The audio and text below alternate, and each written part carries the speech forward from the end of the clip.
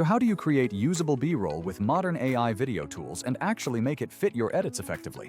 Hey, I'm Raj, co-host of the Creative AI Show, and today I'm walking you through my entire approach to generating B-roll content. We will cover what to watch out for and how to seamlessly fold these clips into a real workflow to accelerate your content production. I'll show you methods like text-to-video, image-to-video, and even multi-element builds for complex scenes. Specifically, we'll explore 3 popular creative platforms I lean on heavily: Kling, Leonardo, and MidJourney. And importantly, I'll detail how a smart editor like Vizard perfectly fits into the pipeline to prevent you from manually chopping and posting everything yourself. First, let's quickly define B-roll. It's those essential short in-between shots that set the scene and add texture. These cutaways are crucial for covering hard edits and making your overall story feel much more polished and cinematic. In practical terms, effective B-roll needs to be short and punchy, focusing on vital transitions or sharp detail moments. This visual variety helps maintain video pacing and is key to keeping your audience fully engaged and watching longer. B-roll also grants incredible flexibility when your main talking head footage runs longer than planned or needs visual support. Now for a few ground rules I always follow when generating these assets using AI. Always consider the scene you are leaving and the specific scene you are heading into for a smooth visual journey. I strongly recommend keeping individual generated clips quite short, usually aiming for around 5 seconds maximum. Aim for genuine variety in your shots. Get a wide to set the scene, a medium for context, and a close-up for emotional drama. While you can make longer clips for necessary narrative coverage, never rely on one long take to do all the heavy lifting. Instead, generate multiple angles and perspectives to provide yourself with maximum editing options. Let's talk about the practical formats and distinct approaches you can take when generating AI footage. First is text-to-video, where you describe the exact shot you want and receive a short animated clip back instantly. This method is fantastic for simple, highly illustrative B-roll, like a gentle sunrise or rain falling on a window. Next is image-to-video, which involves animating a static image or a series of them into a moving clip. I prefer this approach when I absolutely need more visual control and maintain strong consistency across my shots. The third powerful input is the multi-element build, combining multiple specified elements into one arrangement. This is excellent when you need a person interacting with a specific prop in a clearly defined setting.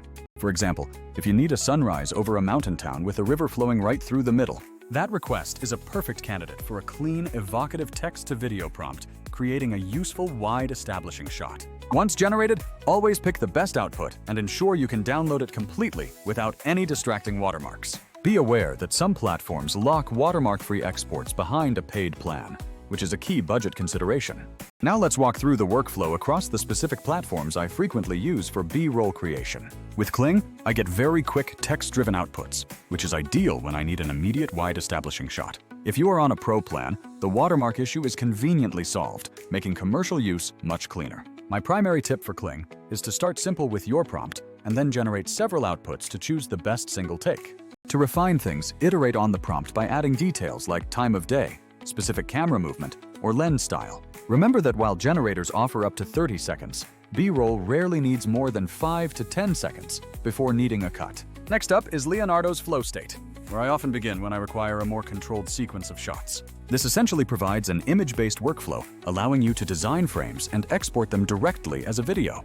For instance, I'll design a wide horizontal image, followed by a medium city street, and then a tight close-up shot. Leonardo populates variations, but you must remain critical because the AI sometimes introduces strange compositional errors. Always use the multiple outputs available and meticulously pick only the ones that read correctly to the viewer. Motion controls like Super Dolly or Dolly Out in Leonardo are very useful for directing the virtual camera movement.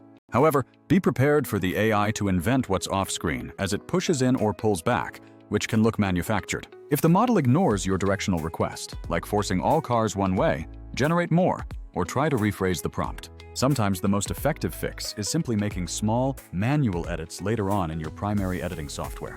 MidJourney excels when you need highly stylized, dramatic close-up shots that focus on texture and detail. Its animation tools can be surprisingly effective for intimate B-roll, like espresso pouring or hands interacting with an object. I usually craft a very detailed prompt here, specifying light, lens, and texture. Then I test low, medium, and high motion settings. Be very cautious with the high motion setting, as it frequently introduces a noticeable jitter or awkward interpolations. For those intimate B-roll shots, subtle motion or even completely static frames often look the most natural and authentic. Across all these different generators, you will inevitably encounter a few common sticking points. These issues include watermarks, odd visual artifacting, movements that defy basic physics, or unrealistic object rendering. None of these generative tools are flawless in their current state, so keep your expectations realistic. They are incredible for creating cinematic filler, but for high-stakes documentary realism, clarity about the source is essential. So, how do we take all this generated footage and make it genuinely practical and time-efficient in your pipeline? That is precisely where a tool like Vizard acts as a true game-changer for managing your entire content output. Vizard is not an AI that makes the sunrise clips. It's the AI that treats your long footage like raw gold and extracts what matters. Here is the exact combination I use to integrate everything into a cohesive and fast production cycle. Step 1. Generate all the AI B-roll you need from your chosen platforms, making sure every clip stays nice and short. Step 2 involves recording your main talking head or any long-form video content just as you normally would. Step 3 is feeding that entire long video into Vizard, allowing it to auto-edit and hunt for the most engaging peak moments. The tool identifies those potentially viral-worthy parts and prepares them as short clips ready for social distribution. Step 4 is importing your AI-generated B-roll into the Vizard project and dropping them in as polished transitions or cutaways. This makes your final short-form content look incredibly polished without you ever having to manually chop that material. Finally, Step 5 utilizes Vizard's integrated features to schedule and publish your content automatically across all platforms. You set the posting frequency, and the system handles the consistent scheduling, so you aren't babysitting the whole pipeline. This combination works so well because AI generators excel at making cinematic filler that small teams couldn't afford to shoot. But they are absolutely not a replacement for strong editing chops and a solid platform distribution strategy. Vizard solves the tedious slicing, selecting, and posting, allowing you to focus only on the creative direction. Your main focus should now be on the fun parts, crafting the best prompts, composition, and storytelling elements. Here are a few final practical tips I picked up during my extensive testing of these new methods. Keep your B-roll clips short. Specifically, between 3 and 7 seconds is usually the sweet spot for cuts and social posts. Always generate multiple versions and be quite picky. The cleanest version often requires just one very subtle post-generation tweak. Pay close attention to camera motion, because the AI has to invent everything beyond the original frame when it moves. Subtle, gentle motion or completely static shots tend to be significantly safer bets for visual believability. Always mind your metadata and strive for visual consistency in color and grain if you are creating a video series. Seriously use Vizard to repurpose those long-form highlights. You will save hours and naturally increase your posting frequency. One final crucial note concerns ethics, especially if you are using generative clips to depict real-world events.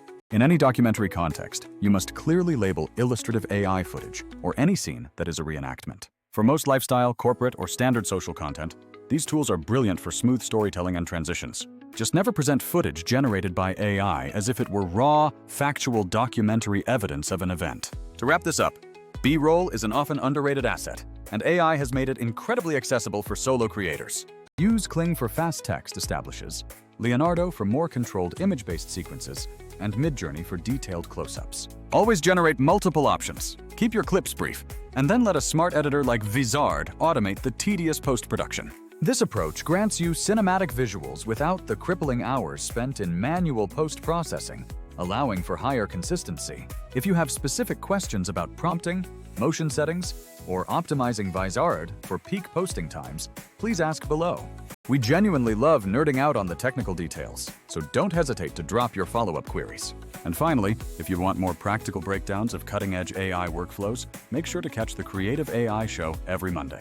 Thank you for watching, and I will see all of you in the next video segment.